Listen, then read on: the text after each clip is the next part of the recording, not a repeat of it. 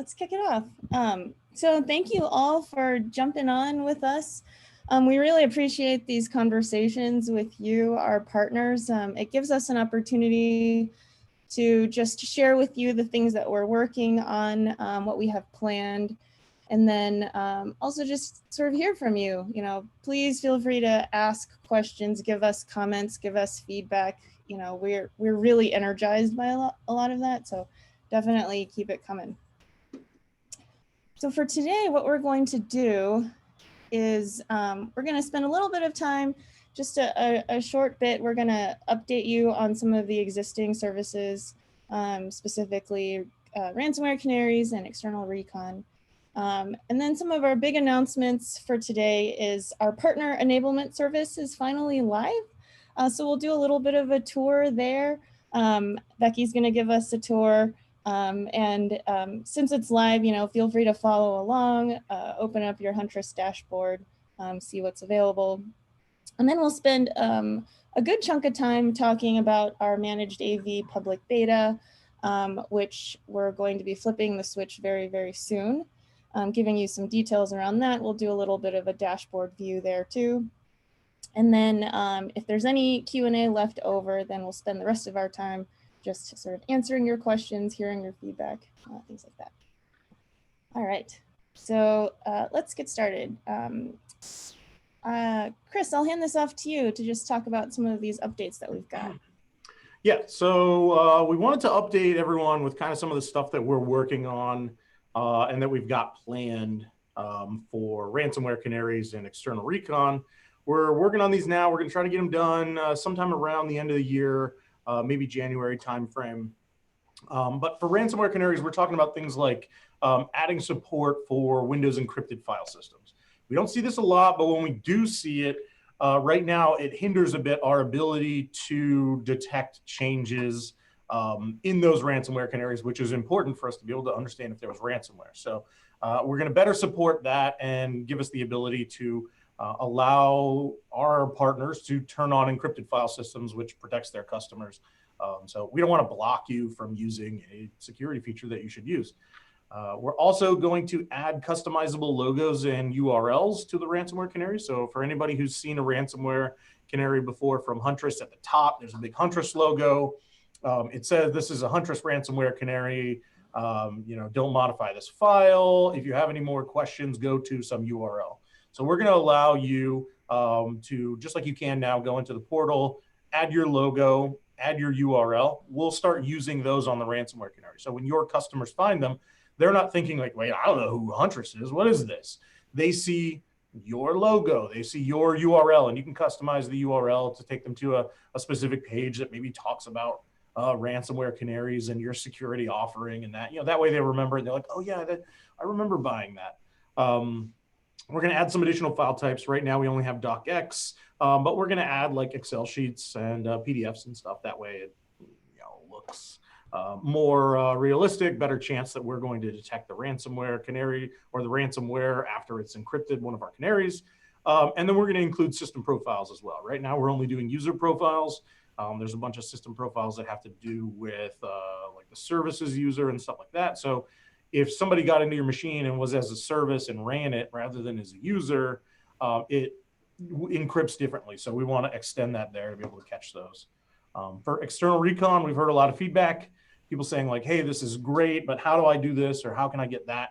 So we want to make some updates there to better allow you to kind of see the data. So I want to view hosts with the external IP import. We got a lot of feedback from there. Right now, we're only showing the organization. So we'll say, hey, one or more hosts in this organization is connected to this external IP address, and this port is available there. So previously, you had to kind of go to that organization and look through the agents. We're going to make that easier, make a better view for you. And we're going to extend external recon to create incidents for open ports that could be security issues, things like RDP and VNC. If those are externally reachable, you probably want to know about it, even if it is the thing that you actually want, even if it is legitimate. At least now you know somebody's checked it, somebody's verified it, and we can move on from there. So we got a question in the chat. Any plans for Canary local user profiles, like for fake users or anything? We have not gone down the route of like creating fake users. There's a lot of stuff that you can do with canaries. Like if you're interested in that kind of stuff, like Canary Tools, if you Google that, there is like they have all kinds of canaries that they have made for documents and like cloud storage stuff, so you can make like fake accounts in AWS and all places, and when someone logs in you'll get notified of it. We were just really trying to stick to like how can we detect ransomware. That was the focus of this. A lot of our partners kept getting ransomware, and they when we talked to them, the things that they didn't know were like what machines are ransomed, what profiles, what ransomware was it? Can you help me collect all of the ransomware notices so that I can pay the ransom and like buy my files back? So those are kind of the things that we were targeting, less on the like honeypot, fake users, all out canary type stuff. Yeah, and James mentioned, there's a suggestion on the feature page. So we do have this other page as well that you can access through your dashboard. We can show you really quickly that just gets you to an area where you can submit feature requests, upvote anything that has already been submitted, things like that. So we can take a quick look at that as well. Yep, that's feedback.huntress.com. And then from there, you can, like Andy said, upvote existing stuff or create new feature requests. Perfect. All right. Well, thank you, Chris.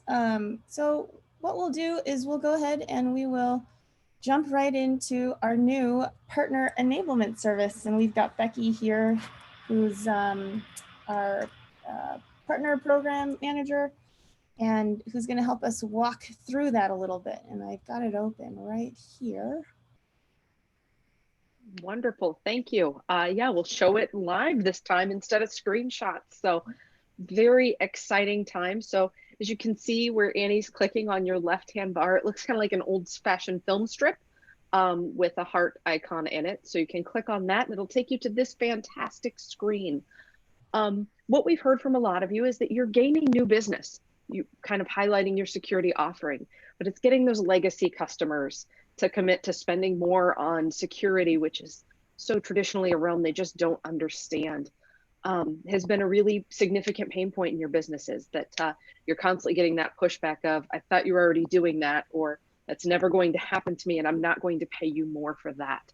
So we built a lot of the assets in this partner enablement portal kind of with that in mind. So there's a few different sections here to really be aware of. My personal favorite is the contact sales section. So here, because we're in the generic Huntress dashboard, it says contact the sales email address. But as you're in your own portal, you'll start to see your account exec contact information in there. So it's a direct email address and phone number of someone who can help you, which is, I think, really phenomenal that you don't have to dig through email to try and find out who you should be contacting. Then there's three kind of unique sections here. So we've got the Mastering Huntress section, and that's your section for all things Huntress. So that is a great place for new folks in your organization to start, but it's also a good idea to do a little bit of exploring in there periodically just to stay abreast of what's new at Huntress. Then there's the Growing Revenue section, and that is really focused with some marketing assets to help you have those security conversations with your customers. And then there's the Gaining Knowledge section. So, those of you who've been around for a while know that we at Huntress really like to talk about the industry and security, and not just stuff that's directly tied to Huntress. We do a lot of, our Tradecraft Tuesdays and things that are much more broad security knowledge. So all other kind of pieces that don't fit into Huntress or marketing will really be found in that Gaining Knowledge section. And we'll cover a few of the assets in each of the different sections. Annie, if you can click in Mastering Huntress first. So this section now has some really cool things in it. The key ones to kind of be aware of, definitely that onboarding guide. So the onboarding guide is an asset primarily designed for a new partner just joining Huntress. It's also a great kind of onboarding tool for anybody new to your organization that will be using Huntress. We do encourage all existing partners to go ahead and take a look at it. There's some pieces in there that aren't necessarily just Huntress related. Some of it's broader security knowledge. For example, there's one piece in there in particular that shows you how to sign up for some free Duo licenses. If you weren't aware, Duo has, some free licenses for MSPs. So it gives you some pieces in there as well. And then it does include different sections for different roles in your organization. So there's some technical pieces, some sales and marketing pieces. So it's a good idea to have different folks in your organization kind of check that out. Then there is the Huntress platform data sheet. So this platform data sheet does have, it's a 2-pager. We're not going to download it now because the demo gods never play well when you try and live download things. But if you do download it, there's 2 pages to it. So the front section really gives you some key features and talking points about Huntress. The back then talks about all of the different areas that we play in now. So the footholds, ransomware canaries, external recon. And as we add new features, we'll continue to keep this updated. This sheet in particular is helpful, again, if you've got a new person starting and really wants to understand. It's good for you to revisit periodically just to see if any of the descriptions have changed or if there's something new out there. It also could be used in a co-managed situation. If you've got somebody who's a bit more technically knowledge that you're trying to talk to Huntress about, this data sheet gives them some really good key information on what the tool is doing. So highly recommend that you take some time in that Mastering Huntress section. And then we'll go back out to the growing revenue. And you do have this awesome toolbar. This was such a fun project to get to collaborate with how different people would approach it. And this toolbar on the side that kind of helps you navigate from section to section so you don't always have to go back to the front was one that engineering put in there because they're used to building tools like this, which was a nice feature. So in this section is all of our sales and marketing things that are available currently. We'll continue to add to this section. But my personal favorite are the 3 slide decks at the very beginning. These slide decks were really written with you in mind. So they are designed to help you have those security conversations with end users. So they're all very much written at an end user type level. We did include notes in each of the different decks throughout in bright red to help you know where to customize it to make it feel more like your brand. So there's some pieces in there on like include when they joined you and add a picture here of what technology looked like when they might have joined you. There's different elements like that to make sure, because a lot of you don't use the name Huntress when you're talking to an end user. So there's a note in there of, if you don't use Huntress, use, advanced threat detection or whatever might appear on an invoice that one of your customers might know. So there's some pieces like that. We also, when you download them, you'll see there is a massive amount of notes in them. You could honestly just read through that as a talk track if you wanted to and not change much at all in it. It's written very conversationally. I do recommend that you read it ahead of time and practice a few times so it's not so clunky, but it even tells you when to click so that it flows through the conversation really nicely and gives you some kind of cool storylines to kind of walk people down a path of what a security layered, security approach looks like and things like that. They also have the information in there on how to import it into your master deck so it matches your branding. They are polished enough that if you did want to use them as a standalone deck, totally able to do that as well. And we give you instructions in there on how to put in your logo and your color, because they are kind of the grayscale that you see on that current page right now. We have some dashboard of screenshots. That was a frequent request we were getting, was I'd like to be able to show people kind of what this tool looks like, but I don't necessarily want to show them my dashboard. So we gave you a generic dashboard. And then we have these really phenomenal new co-branded one-pager data sheets. So those of you who've been around for a while, we did have some versions like this. These are much more end user focused. We recommend kind of using these as a follow-up. So you've done that kind of, now it's all virtual, but that kind of virtual presentation on why, then you can follow up with some of these pieces. What you're seeing here has the Huntress logo in that upper right-hand corner. That would be replaced with your logo. So it's auto-branded if you've uploaded your logo into our system. If not, super easy to do. So your logo would be there. And then if you've taken the time to custom set the colors, it'll change all of those sidebars and the bars at the top to be your color scheme. So it really does look like your slick branding, and has some other, key features in there that, as Chris had said, then, we'll start to have the ransomware canaries have this feature as well. So really cool new data sheets from us that'll help you have some of those conversations. There's one on the active threat hunting, hunt or be hunted, and then enhance your security stack. And that's kind of the growing revenue section for now. There's some other pieces in there that just take some time to explore, and then let us know if these are working for you, what else you might like to see from us, what conversations are really, you know, kind of tripping your team up, and we can make sure to start including more and more assets around that. We'll go over to gaining knowledge then for kind of the last section. So in this section, there is a white paper that Annie actually co-wrote with DNS Filter. The goal of this paper is really to cover questions like, what security should my customers have in place as their businesses grow? And what security should I have them prioritize when their IT budgets are constrained? Annie, remind me, you're doing a joint webinar with DNS Filter here in the next few weeks, right? Yeah, it's actually the week after next, and we can put in the registration link for you guys if you want to join us.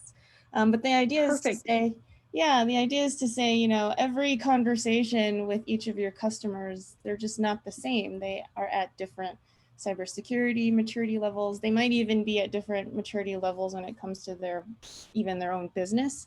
So their needs are going to be different. How do you have conversations that are targeted specifically for what they need when it comes to cybersecurity? So that's what we hope to talk about. It should be a lot of fun.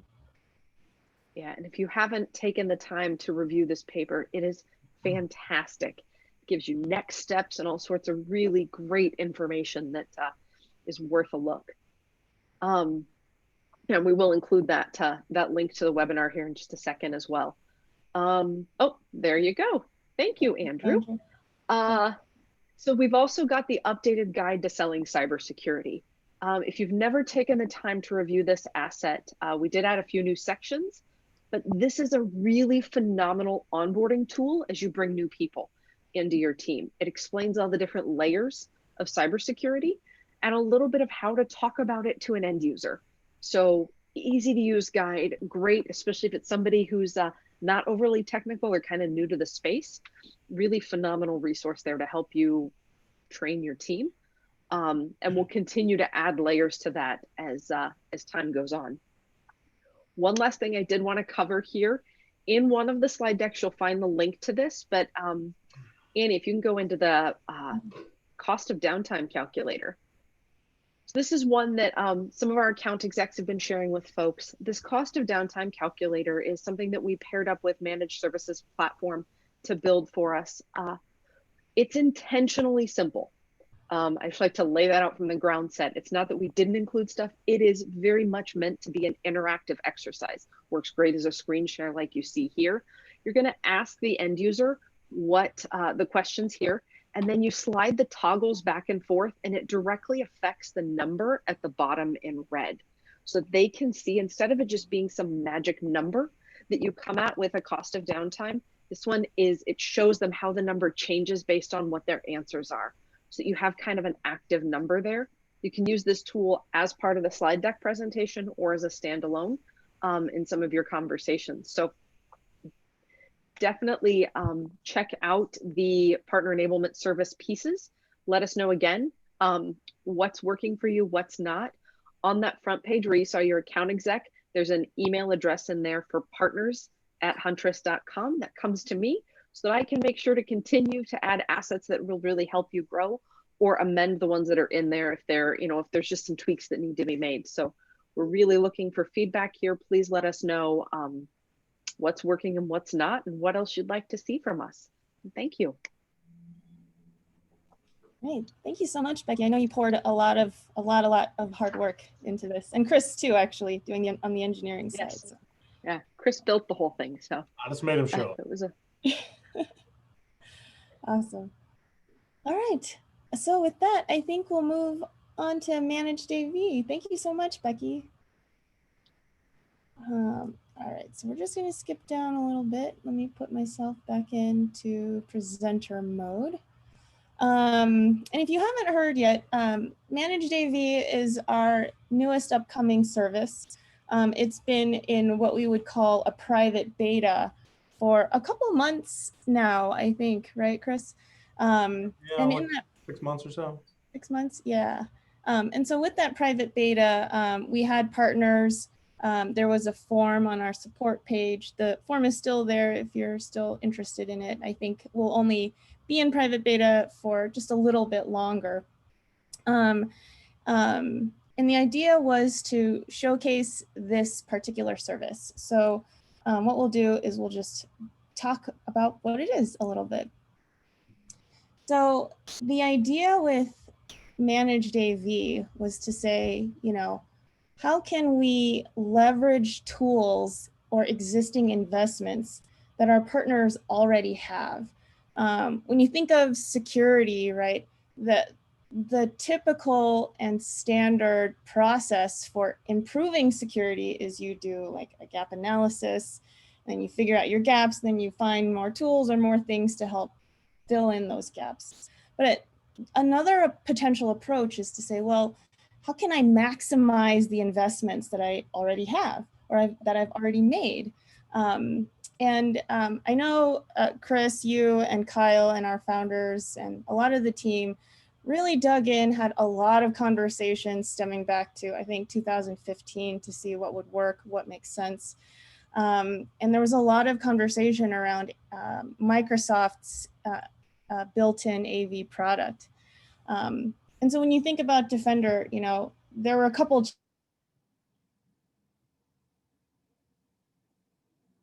Oh, did we lose Annie? All right, well, maybe she'll be back in a sec. So yeah, I think what Andy's kind of getting at is, you know, we've been talking about this for a while at Huntress. So we talked to a lot of our early customers and I said, hey, I'm looking to buy Huntress. It seems really cool. Is it different than my AV? Is it the same as my AV? Like, you know, where does it fit? Do I still need an AV? And so, you know, we kind of always told people like, hey, yes, you still need an AV. Antivirus is good at what it does. It detects things that happen and it prevents them before they happen, ideally. And we really built Huntress as a means to, you know, have that detection post antivirus. So antivirus missed a lot of stuff. And we really looked into it and said, like, why is it missing stuff? And how do we fix that? And so that's really where the initial version of Huntress came from, the foothold detection and stuff like that. And so we kept playing around with this idea of like, how do we help people on the antivirus front? And really, it really accelerated the process earlier this year. So March timeframe, end of February timeframe, we were looking at it. And, you know, COVID was happening. There was a lot of uncertainty. A lot of things were shutting down. And small businesses were really concerned about like, whoa, what about my costs? And so we said, how can we help people with their, you know, antivirus? And how can we make it so that if they're going to choose to get rid of something, how can that not be Huntress? Because there's something that we can do there to help. And we said, you know what? We've had this idea for Windows Defender for a long time. Let's run with that. And that's kind of what we did. And so we really accelerated the development there. We built it out. And hopefully I can show you what it is. It looks like Annie's frozen again. Let's see if I can screen share. I cannot screen share while she is screen sharing. And she is controlling the deck. So this is interesting. Let's see here. What can I do? All right, she's gone. I'm gonna screen share real quick before she comes back. All right, sweet. And this is why we didn't rely on downloads during the last section. Look, hey, you know, it happens. It's live. You never know what's gonna happen. You just roll with the punches. So, all right. So for anybody who is a current Huntress customer, this is gonna look familiar to you. This is your Huntress dashboard. What you may see is that your icon down here on the left-hand side is grayed out. It does not get highlighted like mine does. And what this means is that I have managed antivirus enabled here. So like Andy was saying, currently managed antivirus is in a private beta. And really what that is for us saying like, hey, this is early. We want to make sure that people who are turning this on understand that it's early, understand what it does, what it doesn't do. There are limitations to it, and understands that it's something that we're working on and all that kind of stuff. That's why we don't open it up to everybody. We go through that process with a number of people, And a lot of that reasoning is if something goes wrong and something's bad, it's much easier to handle when it's 30 partners, not 3,000 partners. Okay, so I wanna minimize the impact of any issues. Once we've been playing with that for a while, I think, like I said before, we've been doing this for like 6 months as we continue to add folks and iterate on this. Once we get to a place where we're really comfortable with it, we feel like it's solid, we feel like it's something that you could turn on and get value from and have a legitimate product, that's when we go to public beta. And that allows us to iron out those last few features, because now we don't just have the 30 partners, we have 3,000 partners, and everybody's environment is different, everybody's users are different, their needs are different. And so opening it up to public beta allows us to kind of catch those last few things. So getting into it, let me show you what the antivirus dashboard looks like. So when you click the antivirus link, you'll get the antivirus dashboard. And it's very similar to the other one. And we're going to show you here the difference between all your hosts. And right up here on the top, we're going to show you protected, unhealthy, not protected. So this is kind of key when you're getting into antivirus and trying to figure out how to get it set up. Protected is just like it sounds. You're protected, you're good to go. Unhealthy means something about it isn't quite right. So if you've joined us through the the private beta webinars, we talk about how Windows Defender, or now renamed Microsoft Defender, is actually an umbrella for a bunch of other things. So it has all these services under it, whether it's like real-time detection, behavioral monitoring. They have detections for things that come through Internet Explorer or for Outlook or stuff. You can turn any of those services on or off as needed. And so you can have Defender on, but you can have some of those services off. And what that means is like it's unhealthy. Something about it is not right. And then finally, you have not protected, which is generally speaking what it means. So for us, this is a, we see this as you are not protected by Windows or Microsoft Defender. You could have some other antivirus there, but we can't be sure. We can't be 100% sure that's running.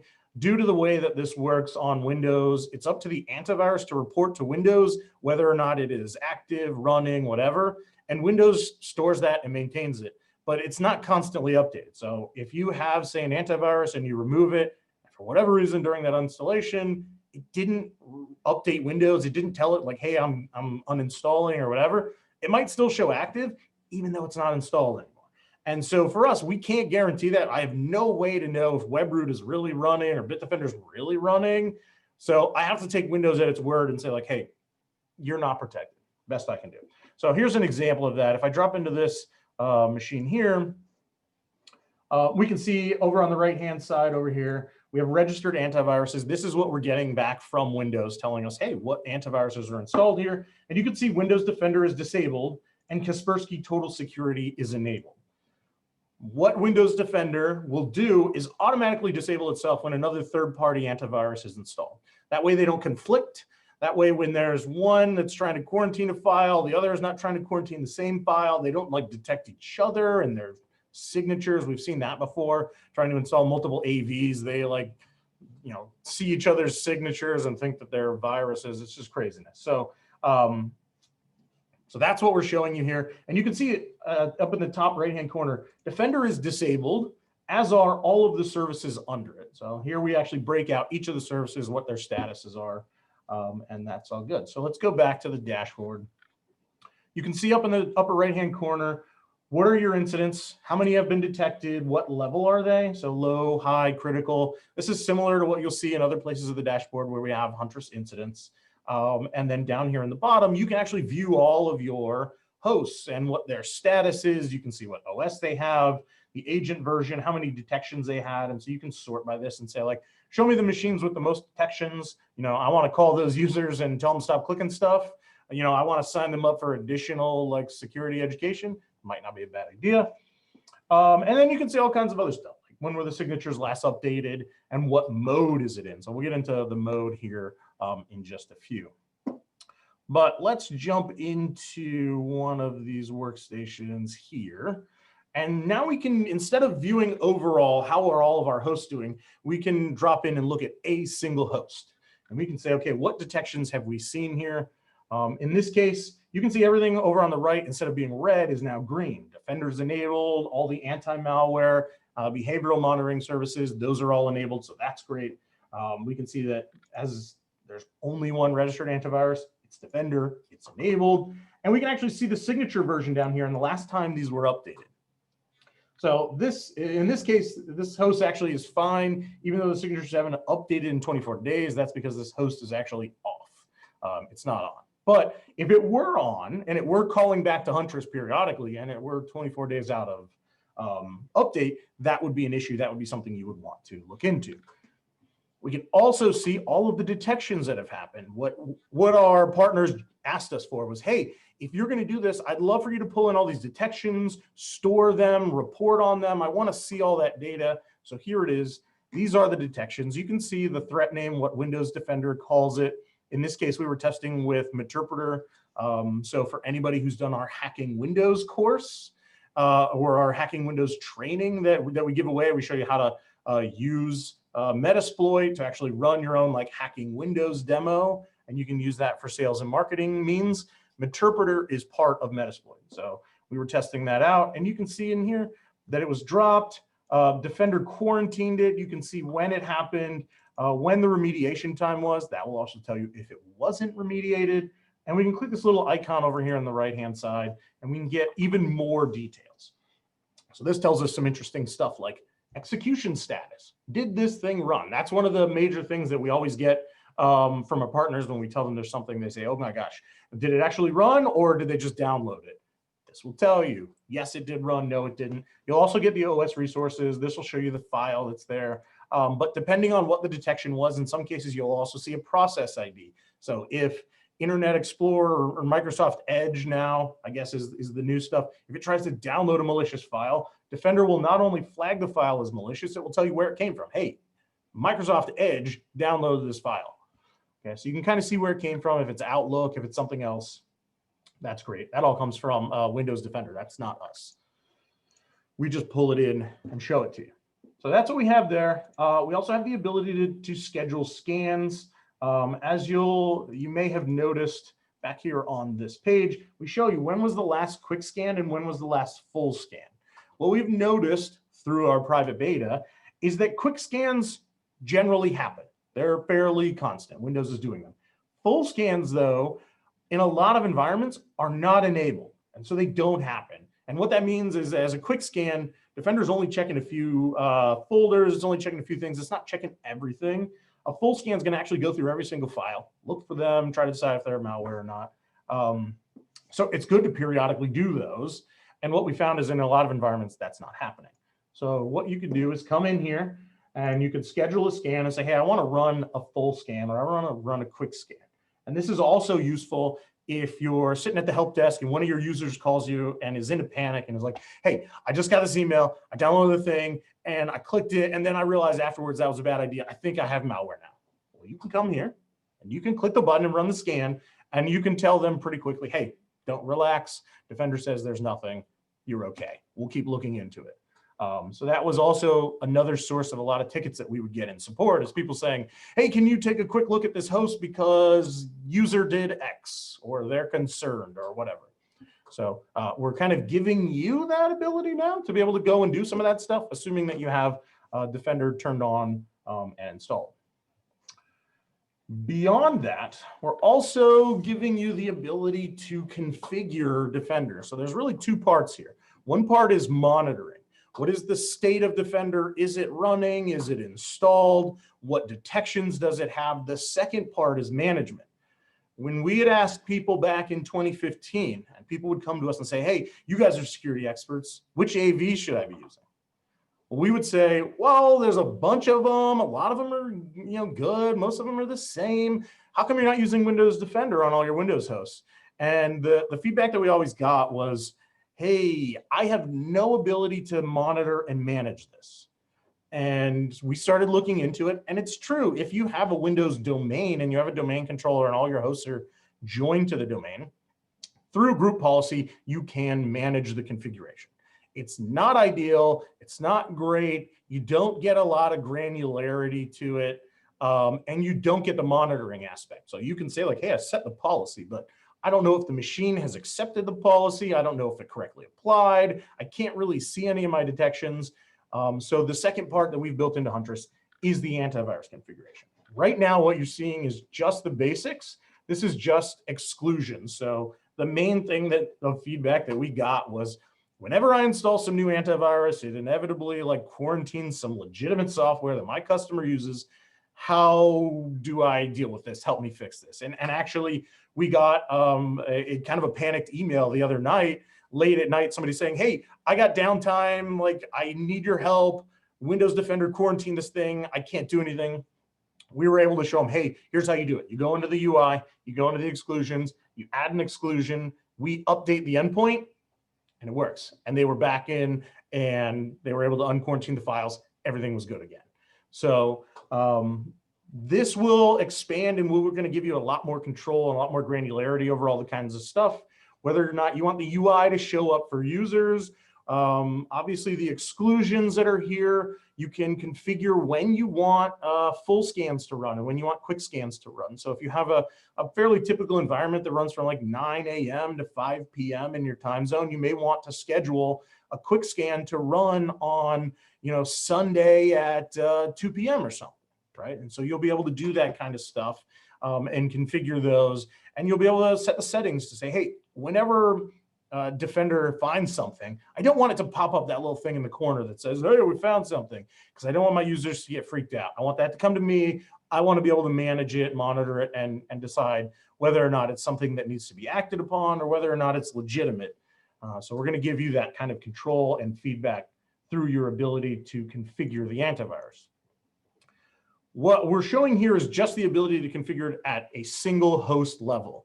But everything in Huntress is based off of an account, organization, and agent hierarchy. So we have account at the top. If you're an MSP, you have your account. You've got all your organizations under there. Under your organization, they have agents. And so we're going to give you the granularity to set configuration at all those levels. So you might say account-wide, I want to allow some process that I'm using. Maybe that's my RMM, right? I want to exclude my RMM account-wide. But I have this one organization where I have these folks who are doing something that I know is flagged by Defender, and I don't want that to happen.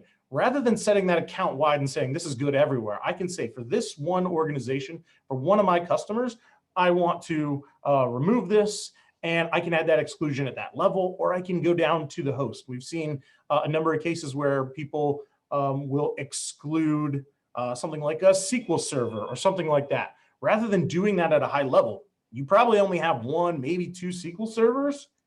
It would be much better if you just went to that SQL server and allowed it there rather than allowing it everywhere. The better security, more granularity. So that's really what we got for you. That's the private beta.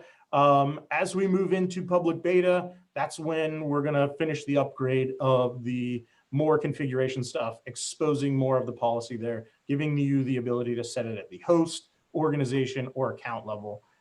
And so hopefully that will be everything that you need. And hopefully you can see me again. I don't know why I pay Comcast sometimes. But there was a question, you might have answered it, but there was a question about, is there any plans to create alerts based on the AV statuses or the incidents? Yes. Oh, no, I did not cover that. I totally forgot. So that was another thing that our early partners asked us for. Is they said, hey, when you find something that's great, I also want to know about it. And I want to know about it, in my existing workflow. So let me actually show you how some of this will work. Let me go back to screen sharing here. We'll go back to desktop 2. So we have the detected incidents, so we can actually click into the detected incidents, and we can see incidents across all of our hosts. So instead of having to drill into a host to see the incident, we can see it everywhere. And each of these incidents will also create the same incident report that you would get if we found a foothold, if we found malware somewhere else. There are a couple of caveats to that. In its current situation, we're not sending that report. So we're going to create it and we're going to close it, or we're going to leave it open. There are cases where Windows Defender will say, hey, I detected this thing, but I was unable to stop it, or I was unable to delete the file. And so in those cases, instead of the report being closed, we'll leave it open because there's more work to do. And we can create, using assisted remediation, we can create remediations that will go kill processes, stop files, delete files, clean up directories, all of that kind of good stuff. So yes, we're going to also create the incident. As we go, we've got some technical work that we need to do on our reporting integrations so that more of them can be completely hands-off. Right now, our ConnectWise integration can be completely hands-off, and we can send a report automatically from the back end. No one needs to review it. In other cases, some of our reporting integrations still require human intervention to select whatever the correct company is or whatever the correct service board is or something like that. And so we don't want to initially overwhelm our threat ops team as we're still in beta and trying to understand just how many detections there are. And I can tell you that across the people in the beta group, there are tens of thousands of detections in the last few months. So as we clean up some of that technical debt and make some of these reports be able to be sent automatically and not require human intervention, we will update the functionality of the incidents to actually report those to you. And then in also doing that, will allow you to turn that off. Because just like we don't want to be overwhelmed, you might find that you're overwhelmed with the Windows Defender detections, and maybe you only want to see the ones that are still actionable and weren't able to be cleaned up automatically. So we'll give some of that more granularity there too. We also got some questions here about will it support any other products, like will it support SentinelOne, control of something like a Yep. We've been asked this a few times. There's actually if you go to like feedback.huntress.io, somebody asked if we could also do Bitdefender Gravity Zone. We've been looking at a lot of these products for a while, and we kind of went and talked with a few folks who'd used them and said, hey, what's the API look like? What capabilities does it have? What ability is there for me to like tweak it and change things? And some of them were better than others, but the problem was every single one of them was different. And that really limited us with what we could do potentially. So if we had, instead of building it on Windows Defender, if we had built it on Gravity Zone or MSysSoft, that feature would really only apply to those users who were also customers there, right? And so then we have the Venn diagram of Huntress users and those, and like how much do they overlap? And so we said, wait, there's a better option. Everyone gets Windows Defender for free. You don't have to pay for it. What if we did that? Then it's, the Venn diagrams completely overlap. It's all of our customers with Windows endpoints. So that's how we made that decision. Not to say that in the future we won't expand and also enable other third-party solutions and AVs, but it's a lot of work, and then it reduces the number of people that feature is applicable to. So we'll have to review in the future and just see where it makes sense to do it and where it doesn't. And maybe you can address this too. Managed AV is specifically focused on managing Microsoft Defender that's included with Windows and not some of the other flavors of Microsoft Defender. There was a question about, would we be enabling the newish Defender sandbox technology or anything like that? It's almost like somebody's been on the private beta webinars. So that is something that we are looking at. We don't have it yet, but the way that we configure Defender is using group policy at the machine level. So even if these machines aren't assigned to a domain, we can control group policy for that specific machine. And because of that, we can also turn on some of the other really cool stuff that is sort of with Defender, sort of just built into Microsoft. Like, for example, there's the what's called the attack surface reduction package. So there are a number of things that are in there that we can turn on that will protect you from other things. So that hooks deeply into things like Microsoft Word and Excel, and restricts them from being able to create other processes. So something that we've been demoing for a long time is user gets an email. It says something like, oh my gosh, this is super important. You need to pay this invoice now, or we're gonna close your account and like all this stuff. Click here to enable macros to see the rest of the document. In the past, you'd click that and that would, behind the scenes, a bunch of stuff would happen and another process would be executed outside of Word, and that would download the malware and run some bad malware. attack surface reduction, you can actually enable a property in there that says you are not allowed to create other processes, and it won't do that. So that phishing email becomes no longer valid, right? Like that is not a valid attack anymore. So those are the types of things that we are looking to add, that we're going to enable. And because we've built on top of group policy, it is something that's like fairly trivial to turn on versus if we would have gone with another solution, another third-party AV vendor. All right. Maybe, there's one more question here. Is Global Defender policy management and downstream selective site enforcement in a future vision? Policy management and downstream selective site enforcement. Not 100%. I'm not sure. One of the things that we are working on is, like I said, because we're managing group policy, there's a lot of stuff in Windows that's built on top of group policy. So number one is like system hardening. There's a ton of options in group policy to allow you to harden your system, do things like turn off admin shares, require passwords to, meet certain things, all that kind of stuff that you could do at the domain level. A lot of our partners don't have access to that because the people they service, they're not using domains. And even if they are, for a partner, they might have to log into 40 different domain controllers and set that. And how do they know it's all the same everywhere? So through Huntress, you'll have a single pane of glass to set some of that. And so on top of group policy, we also have things like the Windows firewall. All those rules are built into group policy and can be managed by group policy, system hardening, all that kind of stuff. So I'm not sure if that answers your question, but that's kind of the stuff that we're going for. All right. Cool. So maybe we'll jump back into our slides now that I'm back, and Becky's going to share now. Thank you, Becky.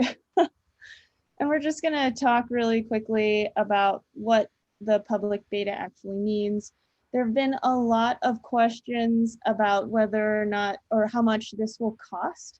So just to clarify that, Managed AV will just be included as part of your Huntress subscription. So there isn't going to be an additional cost. What you'll notice is you'll see in that sidebar, there will be an icon. It might be grayed out for you right now. It will just start to emerge and become highlighted and something that you can just start digging into.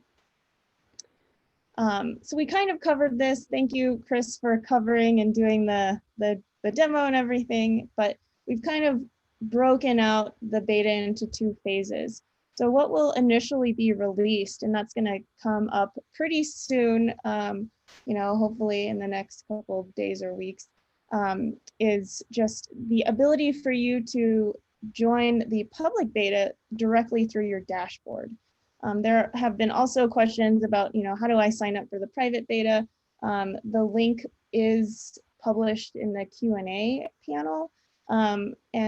Just so you know, the form that we put there, it probably won't be there for too much longer, hopefully, once we move from the private beta over to the public beta. And so with the public beta, the focus is primarily, can we manage and monitor? And then we talked about things like PSA integration, integration into the current Huntress reports, things like that. That's going to be part of a phase 2 in the public beta, and it will be a priority for us in building out some of those components. All right, so if we move on to the next slide. So what does it mean when you opt into the public beta? So when things flip over from the private beta over to the public beta, once you'll go into the dashboard, you'll click on that icon, and you'll be presented with the option to opt into the beta. And essentially what that means is we're just going to start processing the telemetry or the information that we collect around the status of Microsoft Defender. And then the dashboard will start to populate and you can see what information is being collected. So we're not going to make any changes to the endpoint at all. We're simply auditing and reporting that collected information, right? And so there's two modes that we're looking at. So, and so there's the audit mode, which we talked about, and then what we would call enforce mode. So audit mode is what happens when you initially opt into the beta.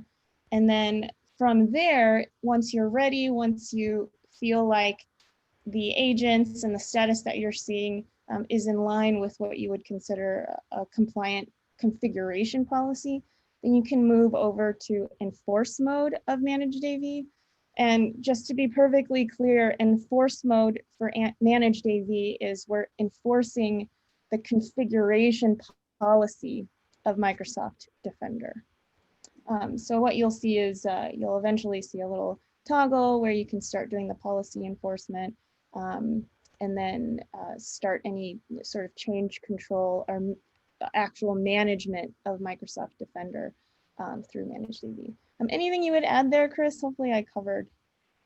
No, yeah, I mean, yeah, that's good to point out that enforce mode is not, that's us enforcing the policy, not enforcing detections or anything else like that, because what you can actually do is, like, a lot of folks still unfortunately give their users administrative access on their endpoints. So the users could go in and say, like, you know what, I'm tired of this, like, the AV thing, turn it off. Oh, it's giving me bad performance, off. So enforce mode will allow us to enforce that policy. So even if they turn it off, you can turn it back on. Yeah, and there's a question, will people in the private beta need to re-enroll in the public beta? Nope. Nope. Perfect. All right, so there will be a recording of everything that we've covered. Let's see, what other questions do we have? What is your opinions on Windows Defender? Is it good enough compared to other solutions? We might have covered that while I was briefly off. But yeah. No, we didn't really cover it, but we should cover it because it is a thing that we get asked a lot. And there are kind of there are two sides to this. There's the technical side and then there's the sales side. So let's get into the technical side first. From the technical side, Windows Defender is very good. If you look at some of the third-party testing companies that do that, it tests as high, if not higher, than pretty much all of the other AV that people are familiar with, and the high-end ones that cost a good deal of money. So it didn't used to be that great. It used to be called Windows Security Essentials. That was Windows 8 and below. So I think that showed up sometime around like Windows XP or Windows 7. And Security Essentials wasn't great. It was not good.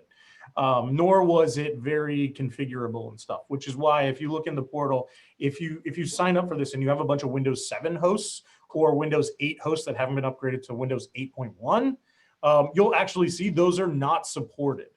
So basically what that means is, like, we don't support them because we can't manage them correctly. They're not quality.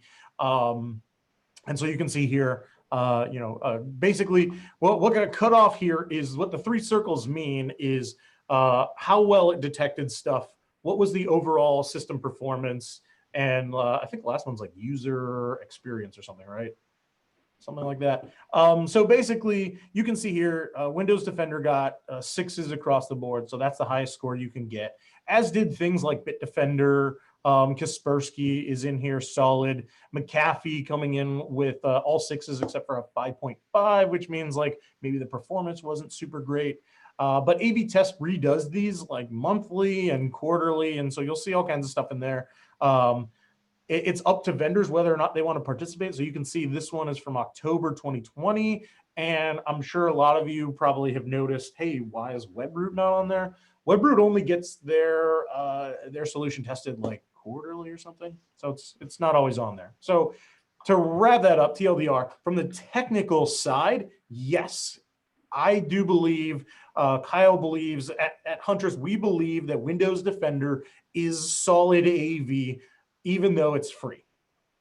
And being free, that kind of leads us into the other side of that coin, which is the sales conversation. Is this good enough? A lot of your reps, if you're a Bitdefender, Webroot, SentinelOne, any of those, if you talk to your rep, they're going to give you cases, and I would expect this, where their product performed better than Defender. They're going to tell you Defender isn't that great. They're going to tell you theirs is better. I can say anecdotally from running Huntress for 5 years, we've been collecting all kinds of footholds, all kinds of stuff that has bypassed AV. And we also track which AV is installed. And I can tell you, we've seen things get by all of them. Every single one. We've detected stuff where SentinelOne was installed, or McAfee, or Symantec, or Webroot, or Bitdefender. We've seen it get past all of them. We've seen it get past Windows Defender. So we're not here claiming Windows Defender is great. It doesn't miss anything. But that is somewhat of a tough conversation you might have to have with your customers when they say, hey, you told me I needed to buy this AV, and now you're telling me I should switch to the free one that comes with Windows. I mean, it's free. It can't be that good, right? And this is a lot of what we heard for a few years now.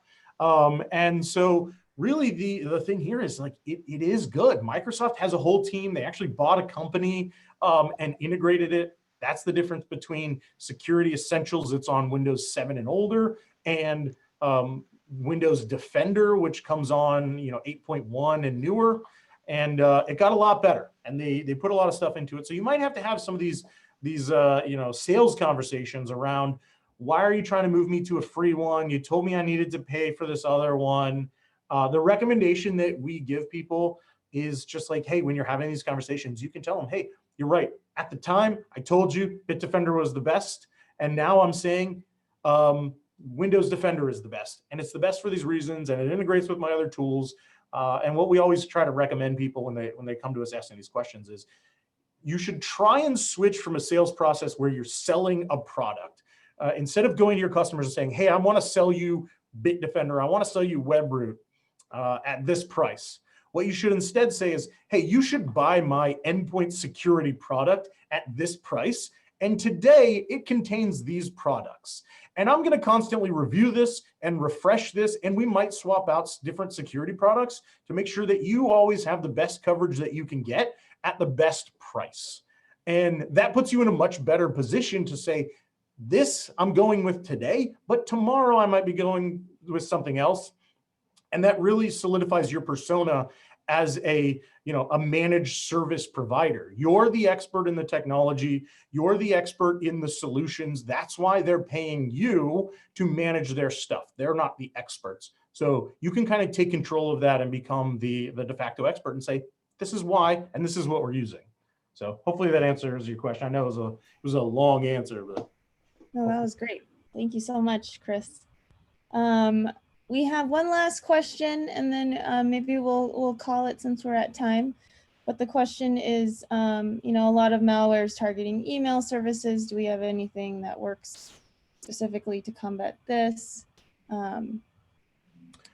Not yet. It is something that we've talked about. There are a lot of vendors that are offering different flavors and different variations of like O365 or M365 protection, and to everybody, it means something different. In a lot of cases, people are just looking at the logins and trying to decide whether or not they're legitimate logins, geolocation-wise, time frame-wise, all that kind of stuff. They're interesting. We're still looking there to try and figure out what gives the best indicator of compromise for us. And that's something that we've always done at Huntress, is say, there's a lot of stuff that you could do. There's a lot of data that you could ingest. If most of it is garbage, why do we care about that? And it's kind of goes back to, a lot of people ask us, what are we doing about logging? Are we going to add a SIM component? We will probably add some sort of SIM light. Instead of trying to capture every single log event from everywhere and try to like make sense of that, we're going to pick and choose which are the log events that are good indicators of anomalies, of attacks, of attacker footholds. How can we ingest those and give you a much higher quality signal to noise ratio? I want to be able to tell you something bad has happened when something bad has happened. I don't want to just have to tell you things are happening, look into them, because that doesn't do anybody any good. Awesome. No, that I really like that. The signal to noise and the quality indicators. That's really good. Awesome.